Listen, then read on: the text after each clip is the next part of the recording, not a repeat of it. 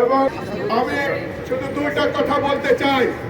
আমাদের ইসলামী দলের যে সমস্ত নেতৃবৃন্দ নির্বাচনের জন্য পাগল হয়েছেন, তারা কয়টা ভোট পাবেন, সংসদের কয়টা ভোট নিতে পারবেন, কয়টা সংসদ সদস্য নিতে পারবেন, তারা তেমন কিছুই করতে পারবেন না, সরকারও গঠন করতে পারবেন না।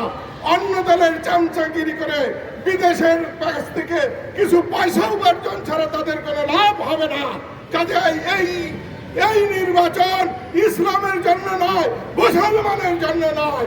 আগে দেশে আমাদের সন্তানদের মুসলমান বানান, মুসলমান রাখেন, তারপরে দেশবাসীর কাছে ভোট চান।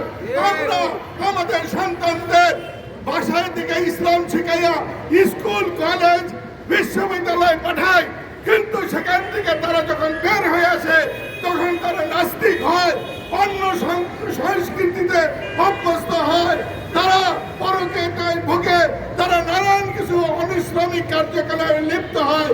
কেন হয়? কারণ আমাদের শিক্ষা ব্যবস্থার মধ্যে ইসলাম নাই। তাই আমি বলতে চাই, এই ইসলামী নেতৃবৃন্দ, আমরা আপনারা ভুলের পিছনে ঘুরবেন না।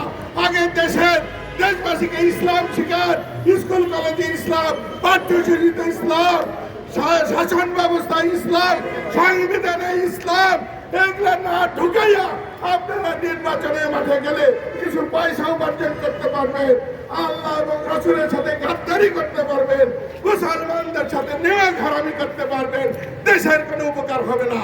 আর সেই সাথে আমি আরেকটা কথা বলতে চাই যে ঘুষ, দুর্নীতি, দ্রব্যমূল্য বৃদ্ধি, অর্থ পাচার, এই সমস্ত অপকর্মের জন্য অবিলম্বে একটা ট্রাইব্যুনাল গঠন করা হোক। এই ট্রাইব্যুনালের মধ্যে তাদের বিচার করে উপযুক্ত শাস্তি দেওয়া হোক।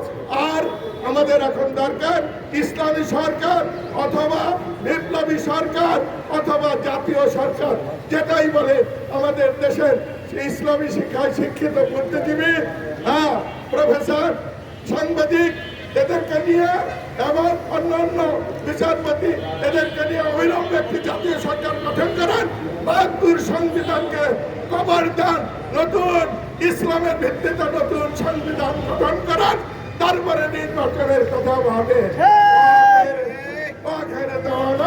আলহামদুলিল্লাহ।